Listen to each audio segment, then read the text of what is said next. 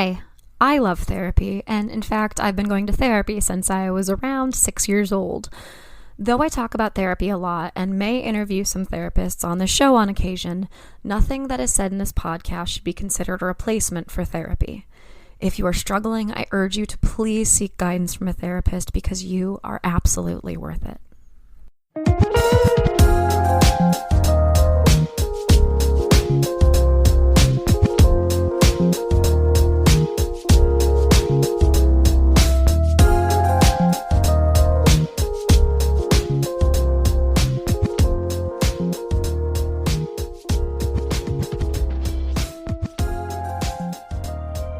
Hello, everyone. You are listening to Wine, Dine, and 69, a podcast about dating, relationships, sex, and self-love. I am your host, Rachel Dalton, as always. Hope everybody's doing well. I hope that you are taking care of yourself. Happy holidays, whatever you celebrate. I am here recording this intro with my fireplace going. It's fake, alas, but it is still quite cozy. And all my Christmas lights up. So, pretty much in a perfect setting to record a podcast intro. I am actually going to try to keep this intro brief. I'm just very busy these days. I feel like I have to schedule when I'm going to shower and when I'm going to water my plants. It's stressful between work and studying for this class that I'm taking. And rehearsals. The show opens in a month, so I've been at work there. Tonight's one of my only nights off. I said I was going to keep this short. I'm not doing a very good job of that. All right. Some very important sex ed news that I wanted to share before we get into the bulk of the episode. The Kinsey Institute, which is like the OG frontrunner in sex research. It's based at the University of Indiana. It has been since the 40s. And it, from the beginning, has focused on researching sex and what that looks like. So a lot of these studies that people have talked about on this show have started with the Kinsey Institute. Without the Kinsey Institute, we wouldn't have a ton of this research. And quite frankly, I might not even have this show. It is an incredible treasure trove of information. And last month, lawmakers in Indiana voted to approve a budget that has amendments that would block Indiana University from using state funds to support the Kinsey Institute, which is just disheartening and, quite frankly, concerning. There's so much disinformation out there at this time, and it is more important than ever that we continue research, especially when it comes to people learning more about their bodies and about what sex is for the sake of pleasure, but also just for the sake of having information and educating people. So I'm going to link to a page on the Kinsey Institute website that has a bunch of ways that you can support the Kinsey Institute during this time. You can donate. There are some articles that you can read. I'm going to link to a Washington Post article from the executive director of the Kinsey Institute, their social media sites, all of that. So please check it out. And with that, I'm going to end with a couple really good quotes from Dr. Alfred Kinsey himself. He says, "It is incomprehensible that we should know so little about such an important subject as sex, unless you realize the multiplicity of forces which have operated to dissuade the scientists, to intimidate the scientists, and to force him to cease research in these areas." And Dr. Justin Garcia says, "In a time of divisive politics and disinformation, it is more imperative than ever to preserve and defend the right of academic institutions to illuminate the unfolding frontiers of science." We're just in a very... It's a touchy time right now between we're about to start a election year, and I'm scared, to be quite honest. And the Kinsey Institute is something that absolutely should be protected, and has been part of Indiana University since the beginning. So I would hate to see that change now at this point. So I'm going to link to this page. I'll link to that op-ed. And that is that. Please support the Kinsey Institute. Everything that I know about sex, everything that sex educators know about sex, all of these studies that we're always talking about and detailing, it's all comes from the base of the Kinsey Institute. So, all right, today I have my guest Daisy on the podcast, and we're going to talk about a lot of things, but it kind of all boils down to being curious about your partner and how you can communicate that curiosity in a way that will fulfill your relationship. Daisy is a transformation coach, and it's funny, I recorded this interview almost a year ago when I was struggling with imposter syndrome, and I'm in a totally different phase of my life now, which is kind of funny, but it's always fun to just kind of go back and listen. Another thing that I wanted to draw attention to that we talk about in this episode, and that I'm going to link an article to in the episode notes, is the Wheel of Life, which is something that Daisy uses with her clients, but it's also something that has been around for a really long time, and it helps you to focus in on these different areas of your life. And as I say in the interview, I've been very focused on the more interpersonal areas of my life, since birth for the past 33 years, it feels like. But I did the Wheel of Life assessment today. It's a good time to do it. It's about to be a new year, and it's a good thing to do to get a sense of the areas of your life that maybe you want to work on. And I was, for somebody who's been so focused on like interpersonal relationships and my spirituality and all of, the more inner things, the less tangible things. The things that I'm really focused on that need my attention going forward are my career, my finances, my health, like way more external, tangible things. So it's kind of interesting to, look at where I was when I recorded this and then look at where I am now, a year later, and a fuck ton of growth later, and see how I've transformed in the process. So if you're looking for a way to jump into the new year, try the Wheel of Life. It has a really cool background and is a great tool to kind of explore where your priorities are and where your values are. All right. With that, I'm going to cut to a quick commercial break, and then please enjoy my conversation with Daisy. Broken, a tragic romance game by Apon Games, is a storytelling game of tragic romance for two players about broken objects and broken hearts. Together, you and your play partner will create two characters in a relationship, and over the course of 10 scenes, you will explore the ways in which the things you loved about each other crack, until everything about your relationship is broken, including 10 real-life physical objects you will break over the game's 10 scenes. In Broken, the relationship will always end. Although the tragic conclusion is inevitable, there is endless potential for healing and self-discovery along the way. Broken is an emotionally deep game that explores themes of memory, identity, and loss. Broken is also full of empathy building, hope, and healing. It recreates the raw, visceral experience of going through a breakup, along with the catharsis of smashing objects, all while telling a beautiful story along the way.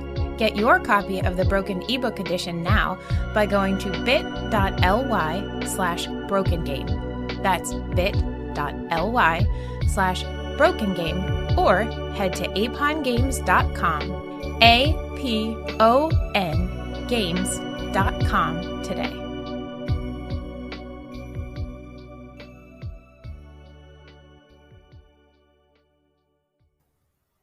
Hello, everybody. Welcome back. I am here with Daisy today. Excited to jump into another topic. Daisy, how are you doing today?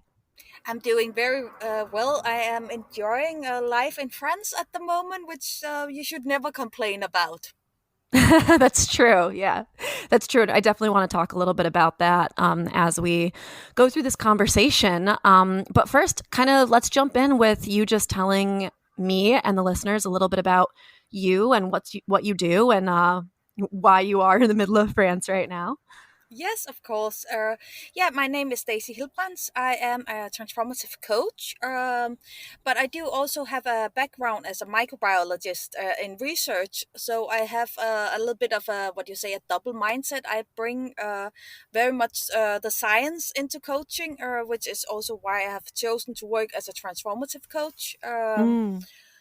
I work exclusive online with my clients, which also means that I do have clients from all over the world, which also allows me to, in the middle of April, to be in France, even though I live in Berlin, because I do work from wherever I want to work. Living the dream, truly. Living the dream for some people, I will say it takes a little bit of a judgment. I travel around in an old van, which, by the way, doesn't have a toilet, doesn't have a shower. So that for some people will not be the dream. I love it, being in nature and just making things work the way they can work.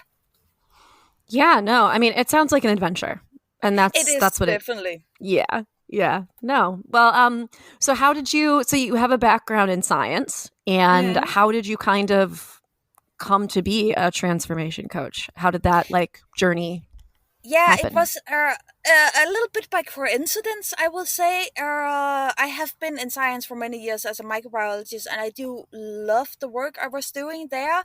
I didn't love my work settings. I didn't love Mm. to have that 9 to 5 job, or not have the freedom to go wherever I wanted to go. And original I am Danish by birth, and I came to Germany, where I live now, by a stationary from a company, Mm-hmm. and at some point they want me to move back to Denmark. And then I was a little bit like, oh, I don't want to move back to Denmark. I do love Berlin, and I do also want to change my life in how I Mm-hmm. work. So that became the natural place for me to pause and say, what else can I do? Um, and my first initial thoughts was I wanted to go into data science. I like computers. Okay.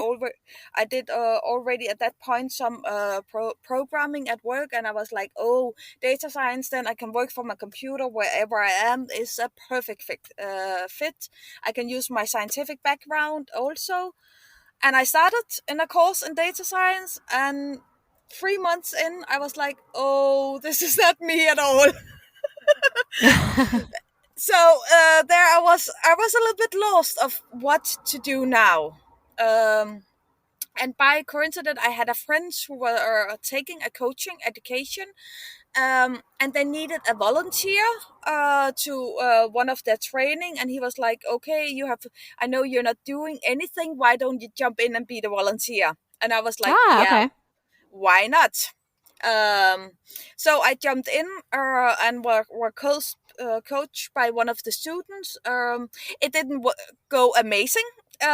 So, but afterwards, the teacher called me of this training, and in 3 questions, she was able to really pinpoint what was my doubt about what I wanted to do with my life now. Oh, wow. Yeah, and I was afterwards like, wow, also, how does she do that? I want to know how to do that. Yeah, I mean uh, the perceptiveness that yes, requires, the exactly. perception. Yeah, exactly. Incredible. So one of the outcome of this conversation were I'm gonna pause my decision of what I'm gonna do further on in my career for a year. I have the opportunity to do that. But another thing that was not really within the coaching, but I was so intrigued. So I was a little bit, okay, I'm gonna take a coaching training in this year where I paused just to learn how to Mm-hmm. do this. And also for me, it was a tool of self development. And 1 week into this coaching course, I was like, oh, this is what I want to do. This is for me. It just felt Yeah, like the it perfect fit. Yeah. it felt so right. So there was so after that there was really, for me, there was no going back. I finished my training and I started right after that as a self-employed coach. Wow, that's incredible. It's a So really cool story from start to yeah, finish. yeah. So it was really that one of finding a match I hadn't thought would be a match.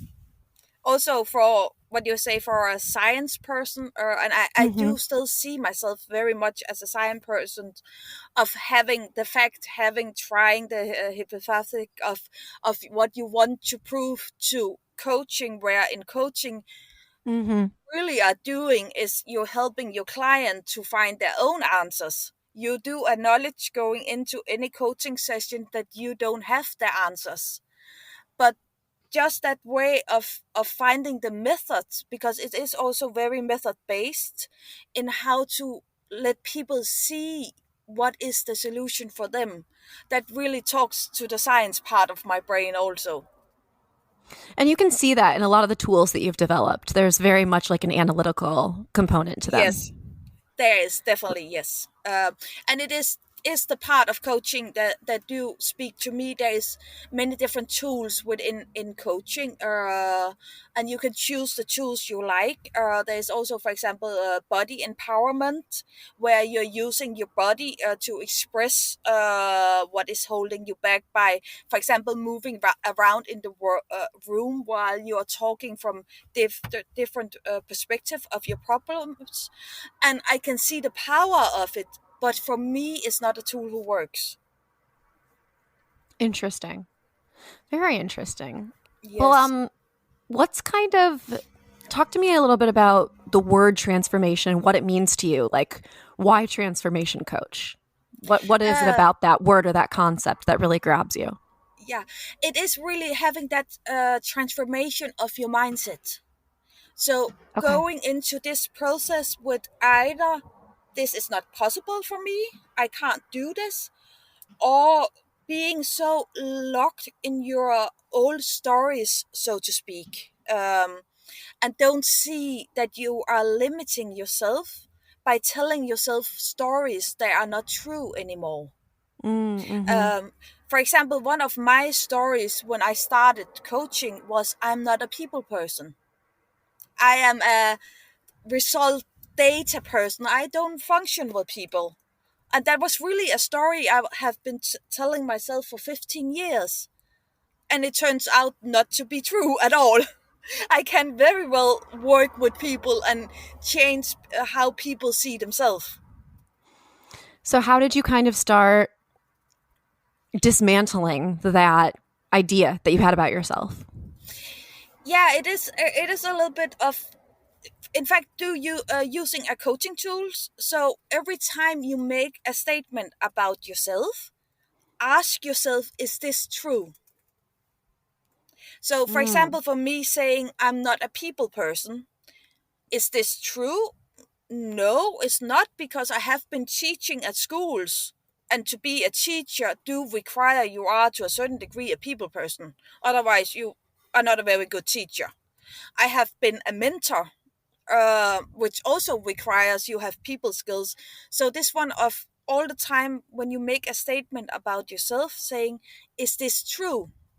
And sometimes you need someone else to ask you if it's true, because you're not even noticing yourself. You're making a statement that is not true. Right. Yeah, it's like so I always find that when I'm recording this podcast, I have the guests on at the exact right moment that I kind of need that advice in my own life. It's funny how that works, isn't it? But it's very much like I like switched careers about a year ago, and I went from the editing field to real estate and involving a little bit more math. And I'm realizing that I really right now need to work at dismantling the idea that I'm not a math person, because I've had that idea since I was like in middle school. And I'm learning that that limiting belief has really impacted me and is making me feel a lot of imposter syndrome. Um, in my current position. So it's a similar idea that you just kind of have to be like, all right, I've had this idea about myself. It's not necessarily true. Let's start to take that apart. Yeah, definitely. And it can be so hard sometimes to take those apart, because at some point we start to see ourselves as this person. And one of the thing about limiting belief is, as soon as you have a limiting belief, you are collecting the proof of this belief is true. You don't see when life shows you it's not true. Right. Yeah. It's like you have blinders on and you only want to find that information that backs up the belief that you already have about yourself. Exactly, yes. And that's where, for example, a coach can come in and help you to see above that blind spot you have about yourself. Yeah, no, totally. And I mean, that is a really important part of that's what transformation is, right? Like, I know that I've been in therapy for a really long time, but I'm always like, how do you change your thinking? I get that the way that I'm thinking is limiting, right? But Yes. what are those steps to transform the way that you think? I mean, it's such a interesting concept. And, especially if your thoughts are stubborn and have been around for a long time. Definitely, and that's also why, for example, when I work with client, I always start when they have realized they do have this limiting belief that is holding them back, is starting asking them what is the smallest possible step you can take to work on this, because Mm-hmm. starting big often feels very overwhelming and you see all the things there is not possible. But taking a very small step, most people can find the small step. Yes. Yes. One thing, incremental change, right? Exactly, yes. And for me, for not being having this idea of not being a people person, then okay, what was the first small step I could take for me to change this idea? And for me it was going up to for example, I'm living in Berlin as an expat, and there's a lot of meetups for expats, saying okay, Mm-hmm. I'm gonna sign up and I'm gonna speak to one person who looks appealing, interesting, one I would like to know better. Just one person. That is good enough. Yeah. No, and that way you're cutting yourself some slack and giving yourself some grace. Exactly, and it is really a little bit playing around with okay, what is a small step, and if it's too much, okay, how can I make it even smaller? So Right. finding the balance where you do what you say, come a little bit out of this belief you have about yourself, but also not going full dive into I am a totally different person than I thought. Right. Right. Yeah, because that's going to be a shock to the system and a shock to the people around you. So, Yeah, definitely. And also, again, that one of seeing when you do have a limiting belief, seeing the proof. That also means if you go full dive in and you don't succeed, you are just reinforcing your own limiting belief. exactly. Exactly. Well, today we're going to be talking about communication. But when you're communicating with another person, understanding yourself, and being able to communicate with yourself, which is kind of what we're talking about here, is really important. So, before we get into talking about like communication with another person, I want to talk a little bit about some of your tools for self-understanding. Like I mentioned, you have a very analytical approach to all of this, and you have some really cool tools on your website. Um, One of them that I was like, ooh, I need to try this is the Wheel of Life. And you have a really big focus on values. So tell me about that and why values are important, what individuals can do to discover their own values, and how you've developed these exercises. Yeah. if we I think it's easier if we start with the wheel of life, because the wheel of life Sure. is in fact a very old tool. It is come from a development of a Buddhism mindset, and in the 80s there was two different coaches who developed it into a coaching tool. um so it has been around for a very long time. What I do like very much about the wheel of life, you can choose to do it from two different point of view. You can either choose the categories that is suggested by those two authors who developed it in the 80s, or you can choose your own categories, so what is important for you in your life. And for me, that is where the power comes in, because for example, if you take one of the pre-made categories that is always there, if you are following the standard one is career. But if career is not important for you, some people have, hey, I have my job in a way of earning money and that is perfectly fine Mm-hmm. for me just to have that. Why then look into your career? Yeah. um, so therefore I like very much of saying, okay, what overall categories in my life do I have, and which ones are important to me? And also, when looking at what is important to me, it's both looking on the areas of your life you are feeling are going amazing, and those you want to work on, because we do look on what is going amazing to see what is it in these areas, where do your strengths are in these areas, where do you get your energy from, because we can use that what you say knowledge to work on those areas where you don't feel it goes great. Right. Right. Yeah. It's like looking at not your strengths and your weaknesses, but No. where you have excitement and where, Yes. what might be ex- less important to you. exactly, yeah. And it is a tool I use myself. I use it every year. Normally you do you beginning of the year you set up the areas you want to work on, and then every quarter you reevaluate these areas.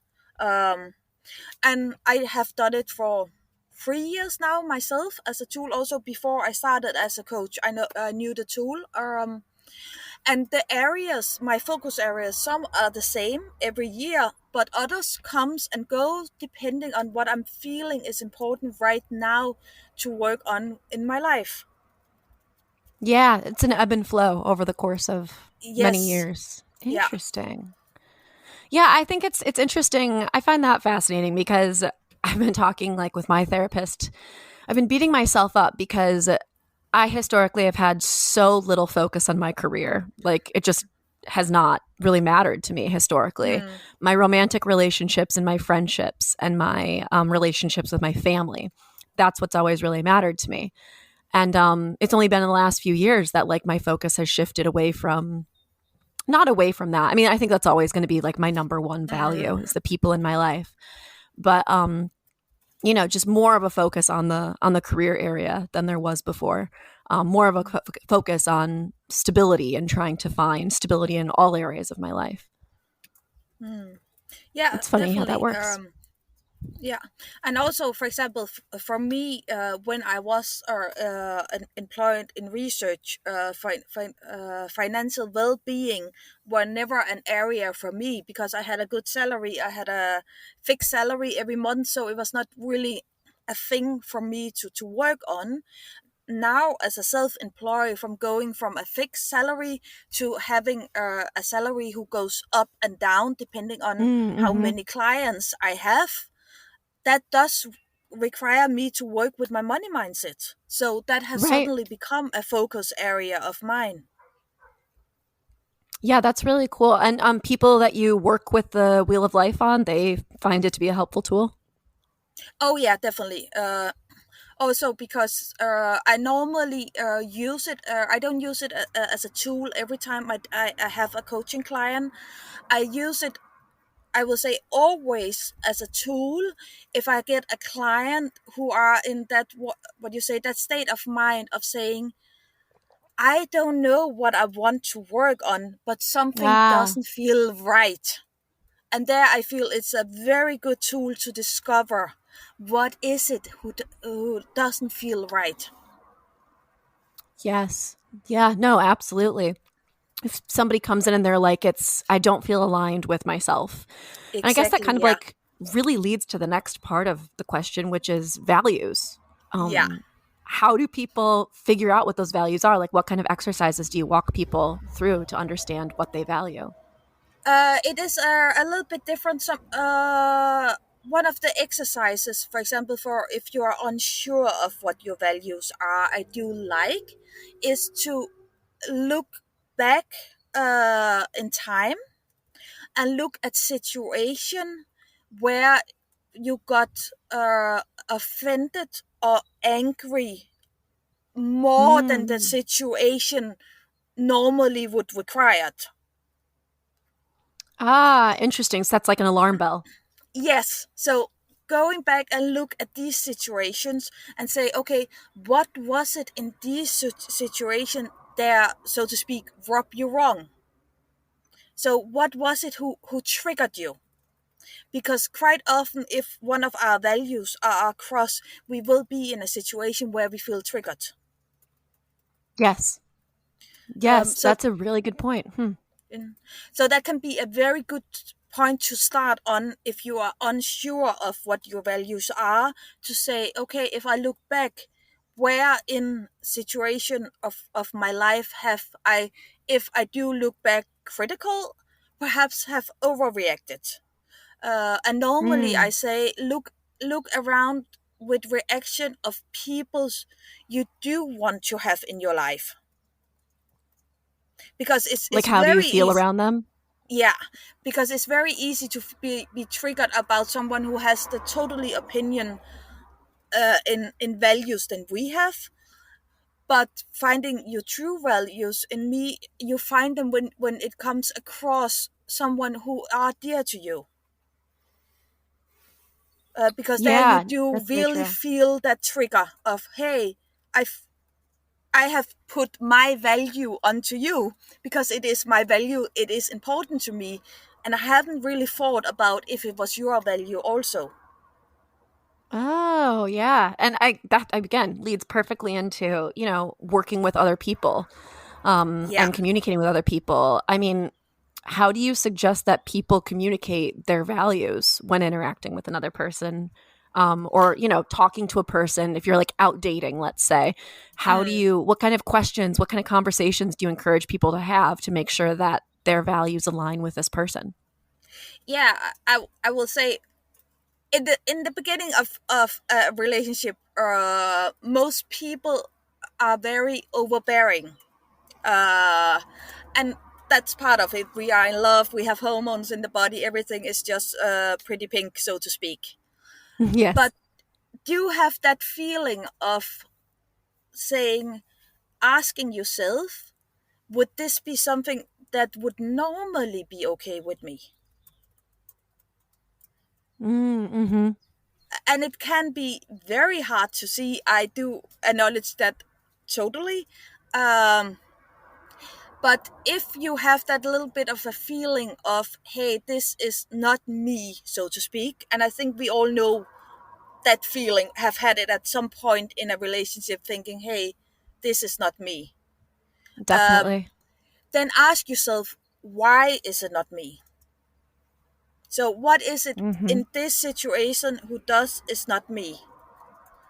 And also, if you still have that feeling afterward, this is definitely not me, then I will say, speak it out. Say it. Hey, this is interesting, exciting, everything, but this just feels wrong to me because. And that is the most important thing when you do have a communication with other, that is telling them why. Yeah, it's not just saying I'm uncomfortable with this. It's being able to have that introspection to be able to know why you're uncomfortable with it and then to be able to communicate it to the other person. Exactly. Or also just having the conversation about the why, because we also quite often have a lot of assumptions. when we are communicating with other or interacting with other, and perhaps those assumptions you have in your head was wrong. So if you don't Right. speak why you are feeling uncomfortable, you don't give the other person a chance to say, hey, but that was not what I meant or not what I wanted. uh, so having that open communication of both acknowledging that every time you are reacting to someone else, you do have a certain amount of assumptions in your interactions, and being willing to also accept that sometimes you get those assumptions wrong. Yes.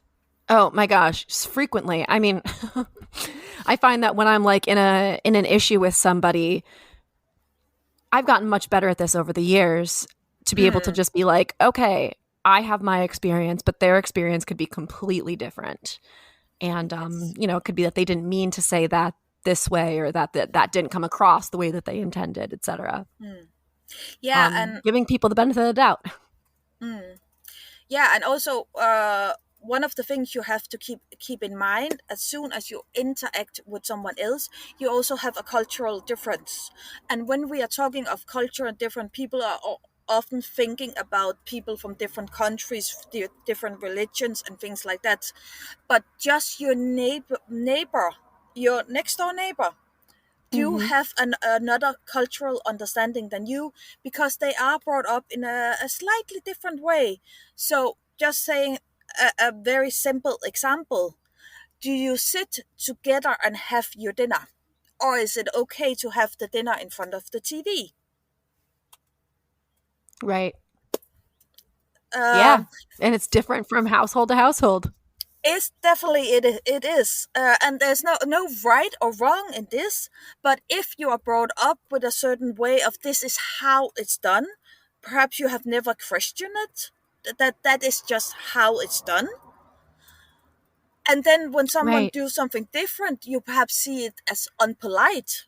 If for example, Right. saying you are brought up with we sit together and have our dinner, then you meet a new partner and you have spent the whole day making an amazing dinner, and they come home and say, oh, this looks delicious. They take the dish and they go in and sit in front of the TV to see the news.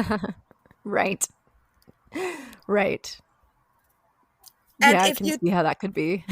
yeah, that can develop into a conflict without either of you meaning to offend the other or for it to be a conflict. It's Right. just a slightly different difference in your culture of how do we have dinner. Yeah, and like some people really value that together time. Yes, Other people, there are other families who, sitting and talking over dinner might not be the way that they connect. They might connect by going to like a baseball game together or something. exactly. Or perhaps for other people, it can also be, yeah, I have had a long day of work where I have interacted with a lot of people. I just want to sit in peace with my dinner, watch something stupid on the TV, and then I'm ready to interact. Right. Yeah. No, and you just have to navigate that Yeah, like on a person to person basis. yeah. Well, one of the other kind of analytical tools that you created was conversation cards for people in partnership. Mm. Um, so you're a transformation coach, but what inspired you to kind of delve more into this communication area between people?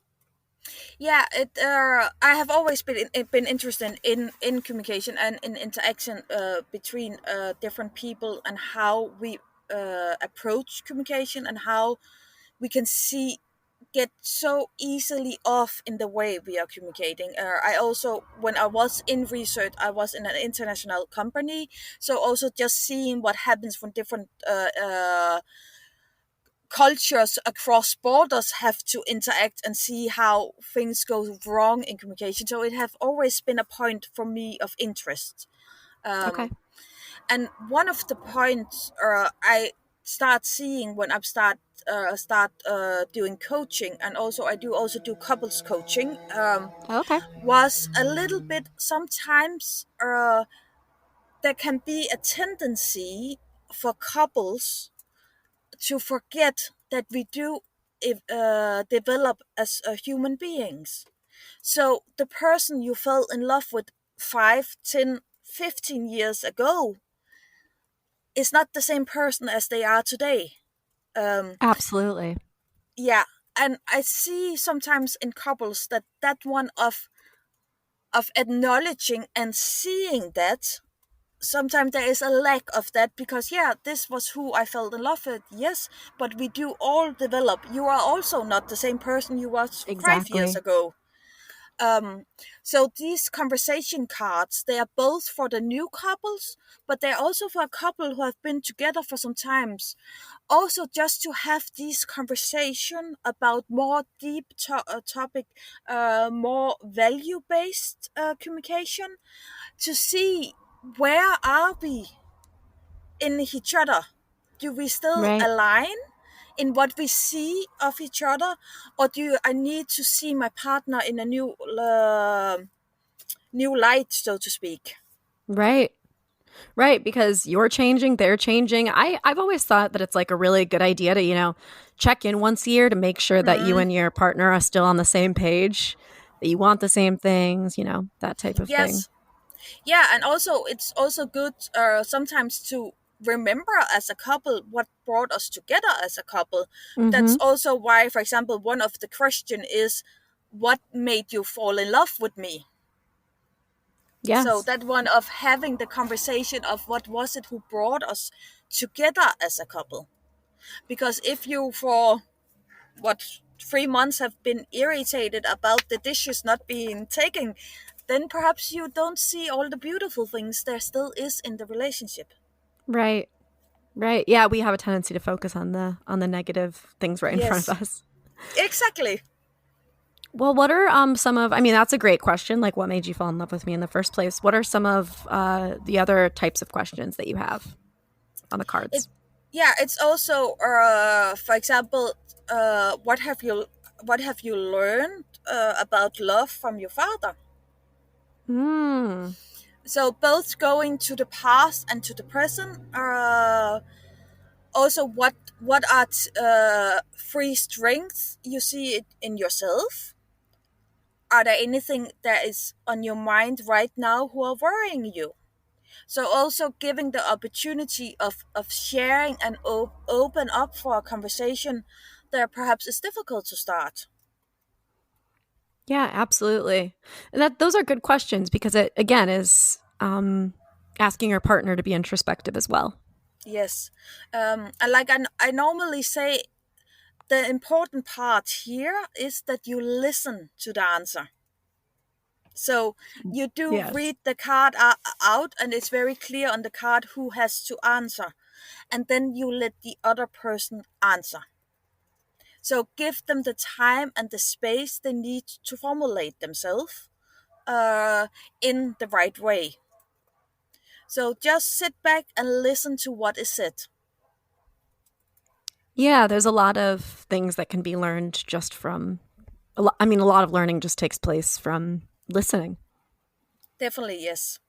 And it can be so hard. It is really a skill that is hard to really master, and especially when you are with someone where what you said, the talk you're having together is important to you, because you would like to confirm them in what they are saying. You would like to give comfort, you would like to disagree. So many things happen when you hear something, and that one of saying, hey, I need to shut up and just listen, that can be Mm-hmm. very, very hard. Absolutely. But I mean, so many relationships I think are ended when one or both of the couples just stops listening. I agree on that one, yes. Yeah. I mean, that's what creates connection in the first place is sharing stories, sharing intimate things. Mm. So the Yeah, moment that you stop sharing that, yeah. yeah, and also my hope is a little bit with some of these questions is also that people come back in that mindset of a beginning of falling in love where you could talk all night. Yes. Yeah, that's the beauty of. I've played like a similar. I don't know if you know Esther Perel. Yes. Yeah, she has like I think a similar game. It's like a game, kind of Mm, similar, but I've played that, and like you can just go for hours, just exactly. connecting and talking, and it sounds like a lot of the questions that you have are different from the ones that she has, which I think is great. Yeah, But and that there are different of these out there. There's also other deep Christian. For example, for best of you, there's a UK company. So there is different of these out there, and I'm always saying, you like these? Then find the others that are there and get these conversation going, because they are so important to connect to each other. yeah, yeah, and I mean, there are different prompts across all of the different cards. So Yeah, definitely. Yeah, and you can get cards you can play with your friends and your family. Those I have is focused on relationship. But there are other cards out there you can play both with friends, with families. There are even also some you can use in team building at work. Also, just to get that deeper connection with each other. right, yeah, no, it builds a teamwork, a camaraderie. Absolutely. Mm, yes. Well, what do you think are some of the attributes or skills that are necessary to have good communication between partners? We talked kind of about Yeah. a willingness to listen. That's a big one. Yes, a willingness to listen. I will also say an understanding of how each other communicate. Taking, for example, my partner and me. I am the type who, what do you say? I I think through what I want to say. So I'm making my conclusion and my meaning inwards, and then I Mm-hmm. come out with my results. Where my partner is the type who think while he's speaking, so he's making his conclusion and his feelings and his ideas while he's speaking. That means, for example, where he starts the conversation is not always his opinion by the end of the conversation. Right, right, Where I am, as I having the inner conversation and then I speak my opinion, then I'm very clear on what is my opinion when I start the conversation. So just giving room for we do communicate in a different way. So for me to know when he starts to state something, that doesn't mean that that is his end opinion. right. He has to go on the journey, and you kind of just are Yes. there to Yeah. observe the journey, which is kind Yeah. of beautiful in a way. Yes, it is definitely. And also for me to know that as I have the journey inwards, sometimes he feels he's lost in how I ended in my statement because he didn't follow the journey. Yeah, because he just saw A to C. He didn't see, Yeah, or A to Z. He didn't see all the letters that were, in between those different yeah, points that you reached on your own. yeah. So that one of our understanding of how do we communicate in the same way, and if we don't, how are we different? I think that is very important to figure out as a couple if you want to have the good conversation and communication together. Yeah, no, I'm gonna have to. My partner listens to the podcast, so I'm gonna have him listen to this episode, and then we can talk about our communication. Yeah, It's a and healthy thing to do. it's definitely is. And also sometimes like I said in the beginning, also when we just talk general about communication, you do have a lot of assumption as soon as you communicate with somebody. So state out clear when you are making your statement because of assumption. So Mm-hmm. instead of saying uh yeah, you don't like going to a party at these friends, Right. then say, I believe you don't like to go to this party because, and then you can come with your assumption. then you have both said that is your belief because of this, and then the other partner has room to say, oh, but that's wrong. Perhaps it was like that the last time, but that was because of I was feeling stressed at work, or I had Sure. had a bad day, or whatever. Or yeah, or you are perfectly right. Yeah, but there needs to be that room for that back and forth, that dialogue. Yes. Yeah, and Interesting. especially on what you say, like I said, we do all make assumption, and it is natural. It is the way our brain function. It means it doesn't have to think about too much. I can just go that way. That is how it always is. This is Mm-hmm. easy. I can relax. This is a nice road. So don't blame yourself for having assumption. It is the way the brain works. But try sometimes to grab yourself in your assumptions, and I will say especially on the bigger things, and also and with the bigger things I mean things that matters to you. Right. So Right. Yeah. if it's something where you feel this does matters to me, this is important to me, then try to have an open conversation about how your partner sees this. Yeah, because their experience is completely different from yours. Yes, definitely. Yeah. Okay. Well, what about difficult conversations? Like we kind of just talked about, you're the type of person who likes to think through things on your own before you bring them to your partner. Yes. How can someone prepare for a difficult conversation? Yeah. I will say for a difficult conversation, and that can be on any subject. What is easy for one couple is difficult for another couple. So there's no right or wrong is what is a difficult conversation. What I say is normally know your why. So know why this is important for you and know how to formulate it. But also give room and listen to the other person, especially if they don't agree with you. And a little trick of when you are not listening anymore, if you are so focused on either to interrupt or what am you gonna say next as an argument, then you have stopped listening. Right. If you're just waiting to talk again. Yes. So Again, if you coming are, back to that listening. yeah, so if you are in your head piling up arguments to use, then you have stopped listening. Mm-hmm.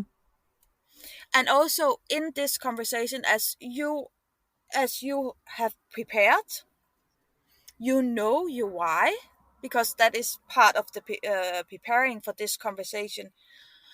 Also acknowledge that your partner perhaps was not aware of this conversation was coming and is perhaps Yes. unsure of their why. So do give them time and space to figure out why this is important to them.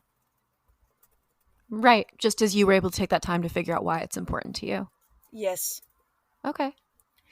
And you can have what you would say you can have in what you say the popular terms is deal breakers. Oh, I yeah. don't Like red flags or deal breakers. Yeah. Yeah, I don't really like that word, but I must also acknowledge I have a lack of a better word. But one thing I'm also saying is do know your deal breakers and do also communicate them as early as possible. Yes. Um, for example, for me, I have never at any point in my life wished to have children. So Mm-hmm. that have been something I have been communicating very early in a relationship, because I don't want anyone to go into a relationship with me that is quite clear on I don't want to have kids with the Right. hope of I'm gonna change my mind. Exactly. Yeah. Yeah. I think there are a lot of women who have that similar experience. Yeah. Men So too, but I think more women than there yeah, used to be. yeah. And also on the other hand, also respect your partners. deal breakers. If your partner Right. is saying, hey, he doesn't want to have kids, and kids is, in my opinion, one of those, you need to agree on this one. At least Right. in a certain Right. age, this is something you need to agree on. Then also respect if he says, I don't want to have kids, that you are not gonna change his mind Yeah. about it. Yep. That is, and of course, as we talked about before, we do all change over time. But going into a relationship or staying in a relationship with the wish or demand of the other person have to change something, that is just uphill, I will say. And I will also say it's not fair for the other person to No, or say for you, really. no, or for you. Yeah, because ultimately neither of you are going to be getting what you need, what you want. Exactly, yes. Hmm. And Yeah, I I mean, must, that's definitely a tough conversation. it is, yeah.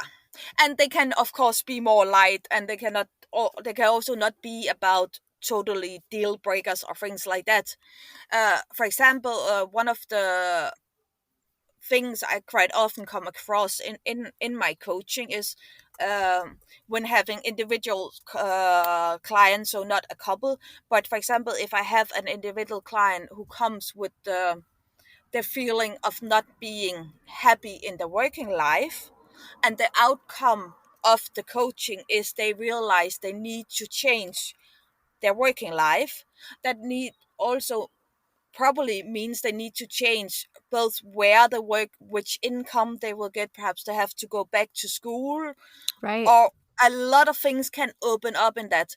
And that can be a different difficult conversation to have with your partner, of saying, Absolutely. this stable life we have together, we have built together, I want to break, well, I want to push to that, I want to break that, I want something different. Yeah. Yeah, definitely can be difficult. I know, I think there's a lot of people who are kind of having those types of conversations these days post pandemic. Definitely, yes. And also, but like I said before, going into that conversation and by knowing your why, so you can also explain to your partner of why I don't want to stay where I am right now, why I want to move on, and also what I do believe it will give. Right. These are the sacrifices that I/we will have to make, but here are the overall long-term benefits. Exactly, yeah. And that is also what you find out when you start looking into your why. You also find out what is it the dream I want to build. And if you can build, Right. if you're building dreams together as a couple, I will say you are on the right path as a couple. Because yeah, building something together, even if it's a dream and you're unsure if it will succeed, just having that one of this is something we want together, give a fundament to build a lot of stuff, other stuff on. Absolutely. Yeah. No, that's pretty solid. Hmm. Um well, we're running close to time here, but I do have another question about communication that I want to hit before we start tying up. Um I found that like in my own personal relationships, romantic relationships, that both partners have a drive to communicate well in the beginning and of the Mm, relationship when things are great, right? Like there's this like I'm going to do it. Like I've actually had the feeling I'm going to do this right this time. yes. But then over time, that motivation to communicate or the desire to understand your partner is lost by either one or both partners. Mm, Um, why do you think this is?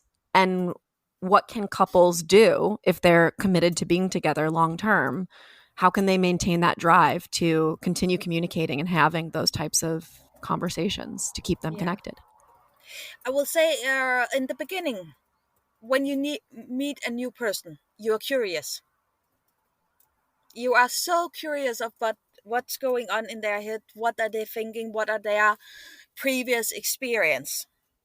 And over time, as you have been together as a couple, you will know a lot of these things, so this curious about knowing a little bit disappear, So I will Mm-hmm. say the best thing you can do is to keep a curious mind. Mm-hmm. So sometimes when you are wondering about something, and perhaps not, it doesn't have to relate to your partner, but just wondering about something, then ask the question to your partner. So a little bit of nurturing this curious mindset. So Right. for example, like I said, I have been traveling around in the van now, and we have also been to Spain and looking at restaurant and signs and things like that. At some time I started wondering what was the most common male name in Spain. Was it Jose or Shujan? Because those was those two names I saw all the time. And Oh. just asking that question out openly to Mm-hmm. my partner. So those small things you wonder about every day, and it doesn't have to be something big, but remember to share them, because that do Yeah. grow a curious mindset in both of you, and that also means that you become more curious about what are each other's thinking about something. Yeah, it doesn't even necessarily have to be about being curious about the relationship. Being curious about how the world works, Yes, can be one of those things that you can share with your partner and that fosters a connection. exactly. And also quite often when you have this curious mindset of how does something work, now this was a very simple example, but it can also be how does a religion work in another country. Then you also come into the discussion of what are your beliefs and how have you grown up with religion and things like that. So it does foster this personal conversation also. Definitely. No, I can see that. I'm finding that the through line of a lot of this is a willingness to listen and to learn from your partner, even if it's been a long time. Yes. Yeah, I and love that. also that one of acknowledging that even though you were very curious in the beginning and thought you asked every single question you could, you probably didn't. And also perhaps the answer have changed because Right. your partner are changing as a person. So don't think you know the answer or know truly what they think and believe about everything. Ask again and see what is the answer this time. Right. Right. Yeah, we are all ever evolving. Yes. It's very true. Well, Daisy, where can people find you? Where can they find these tools that we talked about today? Where can they follow along on your van life journey? Yeah, let it's your time to kind of promote yourself and let us know where we can keep up with you. Yes, I will say the easiest part is, in fact, to go to my website. There is hilbrands.coach. And there will also be linked to social media, and you can also find different tools on that page under tools. So that is hilbrands.coach/tools. And that page is always developing, so there will come new tools onto, and everything is free for download. There is no email list or anything like that. I do believe in, if it works for you, then you take the tool and you use it. Love it. Yeah, that's great. I love what you're doing. Just putting it out there for people to foster better communication. Yes, definitely. Yeah, and I would love to, if any of you are using the conversation cards, I will, of course, love to hear your feedback. They are still in development and they will come add ons over time. I'm still working, right now, I'm working on dilemmas to add Okay. those two in a little bit of what you would say, those dilemma conversation that is perhaps good to have before you stand in the situation. um, Right. an example can be, do you always say yes to a wedding invitation? S- Ah. so just Okay. having the conversation, what is my opinion, what is my partner's opinion, so when it perhaps happened, we crash into something where we do have different opinions, we do know it before we have to give a answer back within a month. Right. Right. Interesting. Yeah, something you would think would be so small. Yeah, and if you are aligned, then you are looking at that one and think, hey, that is not a dilemma at all. are you not aligned? Then yes, Right, it can right. be quite a big dilemma you suddenly you haven't seen coming. Definitely. Well, I know what my boyfriend and I are going to do this weekend. Download some of those cards and give it a shot. That sounds good. And please let me know how it goes, because Yeah, I'm will always do. curious about what people like about them, and also which one of them they don't like. Right, right. Yeah. And it's going to be different for everybody, I imagine. Yeah, it definitely is. But yeah, also talking about, we talked a little bit about cultural differences, and Mm-hmm. there is also when we are talking more like different parts of the world. There is, I can definitely also see a difference in how the conversation cards are used, and what Mm. people are finding the hard question and what they're thinking are the easiest question. Interesting. So it can kind of like, depending on what's happening culturally and in the world. Yes, Huh. definitely. And also, to a certain degree, also what is the culture in for example, within families in where you have been brought up. Mm-hmm. Mm-hmm. Yeah. You don't think about that as a different culture, but it absolutely is. Yes. Fascinating. Well, Daisy, thank you so much for coming on today and sharing. I love this intersection of analytical thinking combined with emotional intelligence. It's why I started this podcast in the first place.